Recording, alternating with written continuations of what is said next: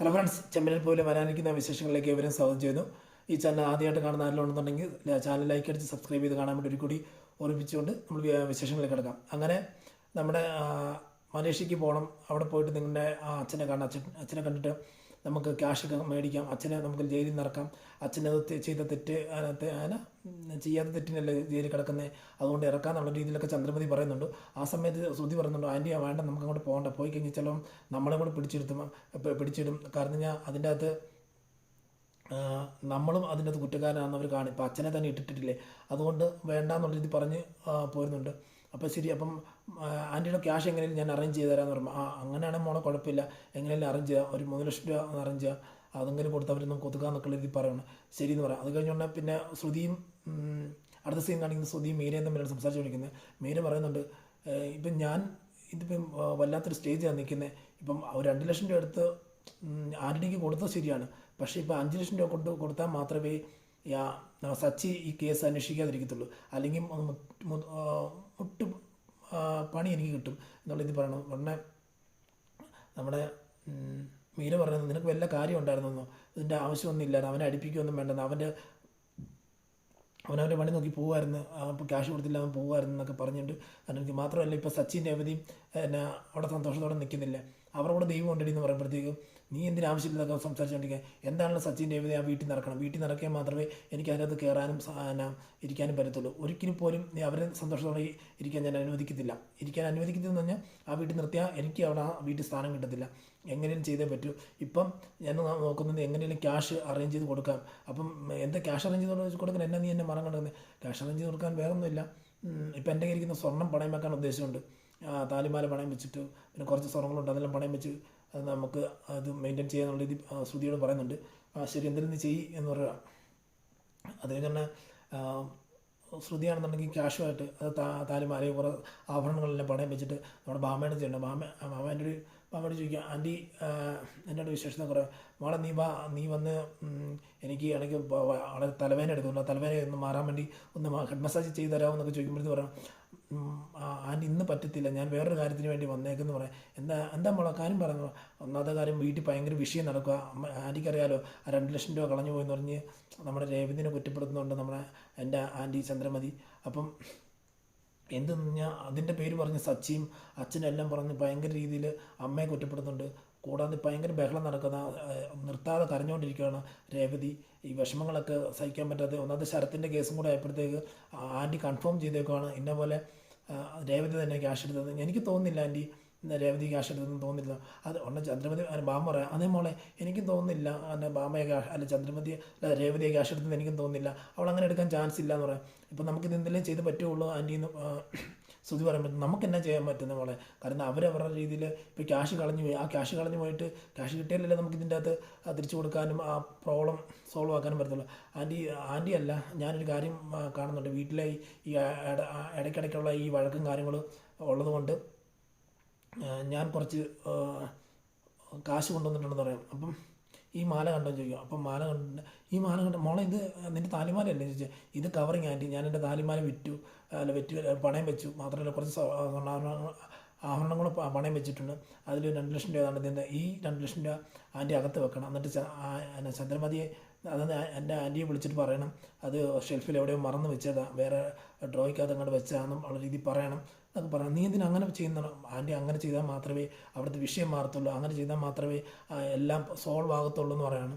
മോളെ, നിന്നെ സമ്മതിക്കണം, നീ ഇത്രയും കരുണയുള്ളൊരു പെണ്ണാണോ, ഇത്രയും നല്ലൊരു പെണ്ണാണോ എന്നൊക്കെ ബാമ ചോദിക്കുകയാണ്. ബാമ ചോദിക്കുമ്പോഴത്തേക്ക് ചന്ദ്രമതി ശ്രുതി പറയണം, എന്താ ആൻറ്റി, ഒരു കുടുംബത്തെ രക്ഷപ്പെടുത്തണം എന്നുള്ളൊരു ആഗ്രഹം മാത്രമേ എനിക്കുള്ളൂ, അല്ലാതെ ഞാൻ വീട്ടിലൊക്കെ എപ്പോഴും അലോഹികവും പ്രശ്നങ്ങളും ഒക്കെ ഉണ്ടാകണം ഞാൻ ആഗ്രഹിക്കുന്നില്ല ആൻറ്റി എന്ന് പറയുമ്പോഴത്തേക്കും, അയ്യോ ഇതുപോലൊരു മരുമോളെ എനിക്ക് കിട്ടിയിട്ടില്ലല്ലോ, അടുത്ത ജന്മത്തിലെങ്കിലും ഇതുപോലൊരു മരുമോളെ കിട്ടാൻ ഞാൻ ആഗ്രഹിക്കുന്നുണ്ടെന്ന് പറയുമ്പോഴത്തേക്ക് എല്ലാം ദൈവം എല്ലാം നല്ലതായിട്ട് വരും ആൻറ്റി എന്നൊക്കെ പറഞ്ഞിട്ട് ശ്രുതി ഇറങ്ങുന്നു. മാത്രമല്ല ഇത് പറയരുത്, ഞാനാ തന്നേന്ന് പറയരുത്, ഇതിൻ്റെ ഇടയ്ക്കിരുന്ന് മാത്രമേ പറയാവുള്ളൂ. ശരി, അങ്ങനെ തന്നെ ചെയ്തേക്കാന്നുള്ളത് പറഞ്ഞ് പോവാണ്. അടുത്ത സീൻ കാണിക്കുന്നത് നമ്മുടെ ചന്ദ്രോദയത്താണ്.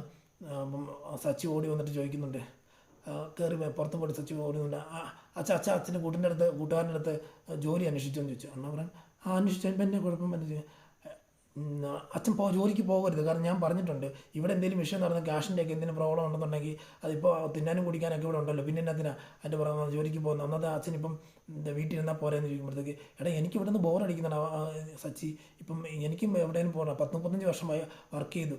അപ്പം പെട്ടെന്ന് വീട്ടിൽ ഇരിക്കുമ്പോഴത്തേക്ക് അതിൻ്റെ ബുദ്ധിമുട്ടുണ്ട്. എനിക്കും എവിടെയും നിങ്ങൾ ജോലിക്ക് പോകുന്നു, ബാമയല്ല ചന്ദ്രമതിയും എന്തെങ്കിലുമൊക്കെ ആയിട്ടുള്ള ഓരോ പരിപാടിക്ക് പോകുന്നുണ്ട്. പക്ഷേ ഞാൻ മാത്രമേ ഒറ്റയ്ക്ക് വീട്ടിൽ നിന്നിട്ട് എന്നാ കാര്യം ചെയ്യാമെന്ന് ചോദിക്കുമ്പോഴത്തേക്ക് പറയാം, അതൊന്നും എനിക്കറിയേണ്ട ആവശ്യമില്ല, അച്ഛൻ ജോലിക്ക് പോകാൻ പാടില്ലെന്ന് പറയാം.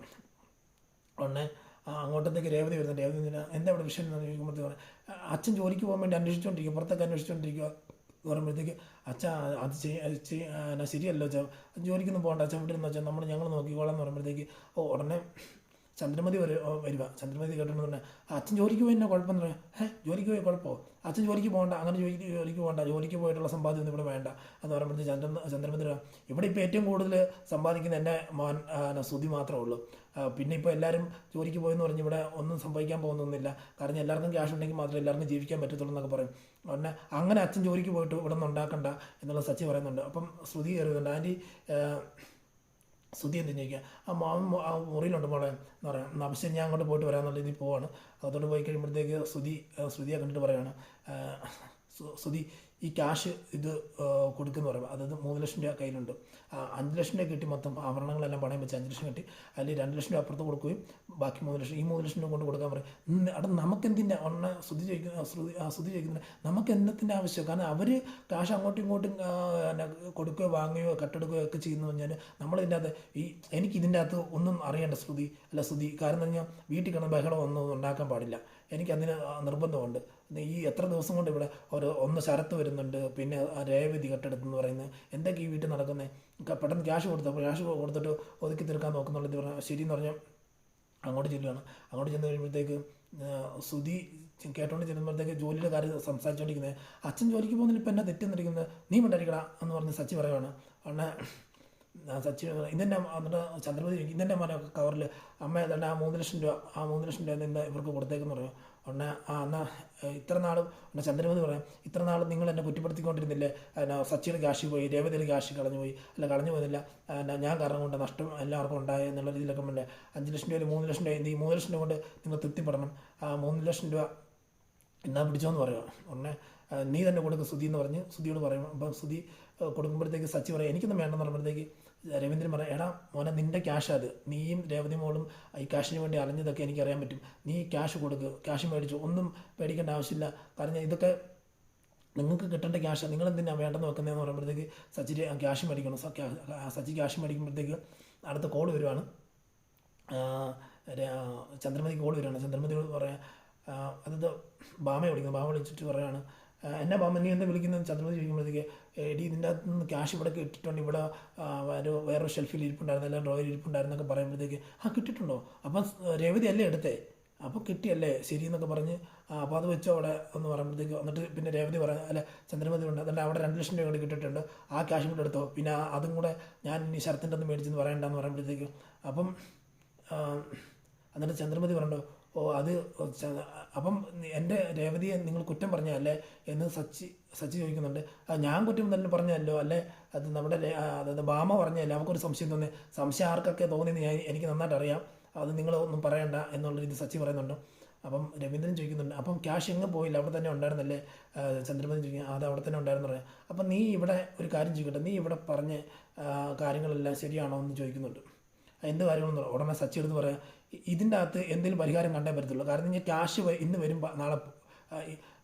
നാളെ പോകും, ആ രീതിയിലൊക്കെയാണ് അതിൽ ക്യാഷിൻ്റെ ഇടപാട്. കാരണം ഞാൻ ക്യാഷ് നേരത്തെ അവിടെ ഉണ്ടായിരുന്നു, ഇപ്പോൾ നേരത്തെ അവിടെ ഇല്ലായിരുന്നു, ഇപ്പോൾ അവിടെ ഉണ്ട്, അപ്പം ക്യാഷ് ഇപ്പോൾ തിരിച്ച് കിട്ടുകയും ചെയ്തു. അപ്പോൾ പക്ഷേ ഇതിൻ്റെ അകത്ത് രേവതിയുടെ കുടുംബക്കാരെയും കുറ്റപ്പെടുത്തി, അവർ കട്ടെടുത്തു, അവർ മോഷ്ടിച്ച്, അവർ മോഷ്ടാക്കളാണ്, അവർ ഒന്നിനും കൊള്ളാതിരാണ്, ക്യാഷിന് വേണ്ടി അലഞ്ഞു തിരിഞ്ഞ് എന്ത് വൃത്തികേടും കാണിക്കുന്നവരൊക്കെയാണെന്ന് പറഞ്ഞ് ഇല്ലാതാക്കിയതൊരു സിറ്റുവേഷൻ ഉണ്ട്. അതുകൊണ്ട് ഞാൻ എടുത്ത് പറയുക, ഇതിന് പരിഹാരം കണ്ടേ പറ്റൂ, കാരണം അവളോട് രേവതിയോട് മാപ്പ് പറയണം എന്നുള്ള രീതി പറഞ്ഞാൽ, ഞാനെന്ത് കൊലക്കുറ്റമൊന്നും ചെയ്തിട്ടില്ലോ എന്ന് പറയുമ്പോഴത്തേക്ക് രവീന്ദ്രൻ പറയുക, നീ അതിന് പരിഹാരം കണ്ടെത്തേ പറ്റൂ, കാരണം ഇത്ര നേരമായിട്ട് ഞാനൊരു കാര്യം ചോദിക്കട്ടെ ചോദിക്കുന്ന പറയുമ്പോൾ, ഇത്ര നേരമായിട്ട് ഈ ക്യാഷ് എടുത്തതിൽ തിരിച്ച് കിട്ടി, തിരിച്ച് കിട്ടി, ആ ക്യാഷ് തിരിച്ച് കിട്ടിയത് ഞാൻ അറിയാതെ പറഞ്ഞു പോയതാന്നുള്ളൊരു വാക്ക് നിൻ്റെ വായിൽ നിന്ന് വന്നോടി ചോദിച്ചു. വന്നോടി ചന്ദ്രമതി അറിഞ്ഞ അത് രേവതിയോട് പറഞ്ഞ് നീ മോഷ്ടിച്ചതാ എന്ന് പറഞ്ഞ് അത് എൻ്റെ വായന്ന് തെറ്റിപ്പറ്റിപ്പോയി എന്ന് പറയാനുള്ളൊരു മനസ്സ് നിനക്ക് ഉണ്ടായെന്ന് ചോദിക്കുമ്പോഴത്തേക്ക് ചന്ദ്രമതി മിണ്ടാതെ നിൽക്കുകയാണ്. അതേപോലെ തന്നെ ചന്ദ്രമതി പിന്നെ രേവതിനെ ചോദിക്കണം ഒരു കാര്യം കൂടി ചോദിക്കുക.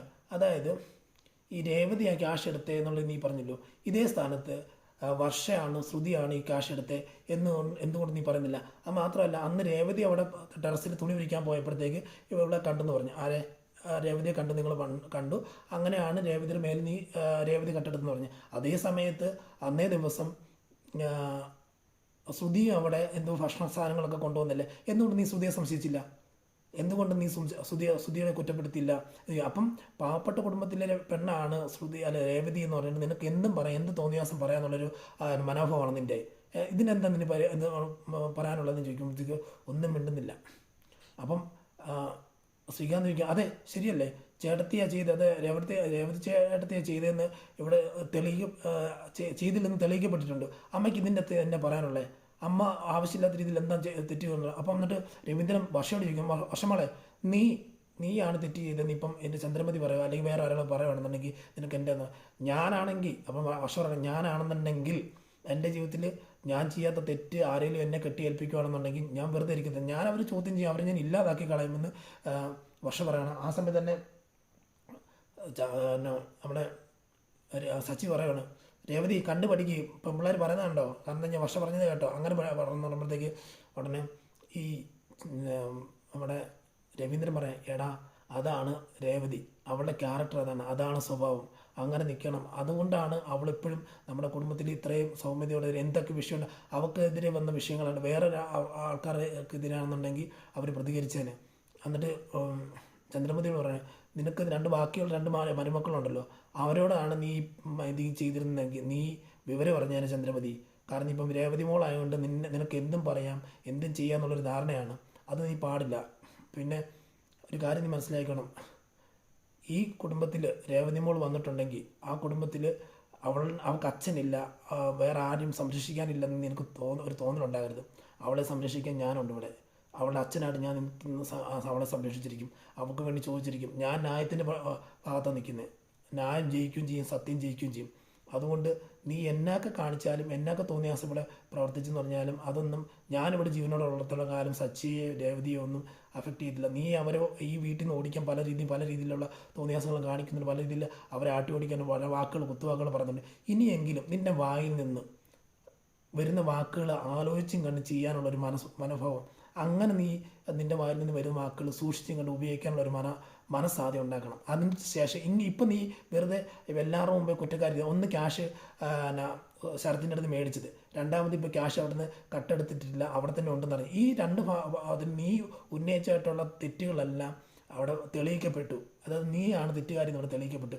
അപ്പോൾ നീ ഇവിടെ കുറ്റക്കാരി ആയിട്ട് ഇവിടെ എല്ലാവരുടെ മുമ്പേ നിൽക്കുക. ഇനിയെങ്കിലും സൂക്ഷിച്ചും കണ്ട് മറ്റുള്ളവരുടെ മുമ്പേ മറ്റുള്ളവർക്ക് സംസാരിക്കുമ്പോൾ അങ്ങനെ ഒരു മനോഭാവത്തോടെ സംസാരിക്കുക, നീ പ്രവർത്തിക്കുക, അത് നീ ശ്രദ്ധിക്കണമെന്ന് പറയുമ്പോഴത്തേക്കും പെട്ടെന്ന് രേവതി ഒന്ന് കാല് വീഴുക, അച്ഛ എന്ന് പറഞ്ഞൊരു ഉടനെ പെട്ടെന്ന് കരഞ്ഞുകൊണ്ട് പുള്ളിയുടെ രവീന്ദ്ര കാലം വീഴുമ്പോഴത്തേക്ക്, മോളെ എന്ത് നീ കരയുന്നത്, എഴുന്നേറ്റ് നിന്ന് പിടിച്ചെഴുന്നേപ്പിക്കുക, മോളെ നീ ഇവിടെ നിൽക്കുന്നിടത്തോളം കാലം അല്ല ഞാനിവിടെ നിൻ്റെ കൂടെ ഉള്ളിടത്തോളം കാലം നിനക്കൊന്നും ഇവിടെ ഉണ്ടാകത്തില്ല, നിന്നെ ഞാൻ സംരക്ഷിക്കും, നിൻ്റെ അച്ഛൻ്റെ സ്ഥാനത്ത് ഞാൻ നോക്കിക്കോളാം എന്നുള്ള പറയുകയാണ്. എന്നിട്ട് രേവതി പൊട്ടിക്കരയുമ്പോൾ നീ എന്തിനാ മോളെ കരയുന്നത്, നീ എന്തിനാ കരയുന്നത്, ഇവിടെ എല്ലാം സോൾവ് ആയില്ലേ, പ്രശ്നമെല്ലാം സോൾവ് ആയില്ലെന്ന് പറയുമ്പോഴത്തേക്കും സച്ചി പറയണം, അച്ഛ അവൾ കരയട്ടെ, ഇത്രയും ദിവസം അവൾ ഒതുക്കി വെച്ചതായിട്ടുള്ള എല്ലാ പ്രശ്നങ്ങളും എല്ലാ വേദനകളും അവൾ അത് മാറ്റട്ടെ എന്ന് പറയണം. ശരിയെന്ന് പറഞ്ഞ് എന്നിട്ട് എല്ലാവരും പിരിഞ്ഞു പോകണം. അടുത്ത സീൻ കാണിക്കുന്ന നമ്മുടെ രേവതിയും സച്ചിൻ്റെ അകത്ത് ക്യാഷ് എണ്ണിക്കൊണ്ടിരിക്കുകയാണ്. അപ്പം 1,50,000 രൂപ അവർ അമ്മയെടുത്ത് മേടിച്ചിട്ടുണ്ട്. ഈ പൈസ നിങ്ങൾ അമ്മയെടുത്ത് കൊടുക്കണം, കാരണം ഞാൻ ആഭരണങ്ങൾ എടുക്കേണ്ടതല്ലേ എന്ന് പറയുമ്പോഴത്തേക്ക് രേവതി വേണ്ട ചേട്ടാ, കാരണം ഞാൻ ചേട്ടൻ്റെ കാറിൻ്റെ ഡ്യൂ അടയ്ക്കുമെന്ന് പറഞ്ഞാൽ അതൊന്നും വേണ്ട, അത് ആ ക്യാഷൊക്കെ നമ്മൾ പിന്നെ അടച്ചോളാം, ഇത് നിൻ്റെ അമ്മയും അനിയത്തിയും കൂടി ചേർന്ന് കഷ്ടപ്പെട്ടുണ്ടാക്കിയ ക്യാഷ് അത് തിരിച്ചു കൊടുത്തേ പറ്റൂ. മാത്രമല്ല അതിനകത്ത് ഒരു ചില്ലി കാശ് പോലും നമുക്ക് എടുക്കാൻ വേണ്ട. അവർക്ക് ഒന്നാമത്തെ കാര്യം അവർക്ക് ദൈവം ഇനി കല്യാണാലോചനയൊക്കെ വരുന്നതാണ്.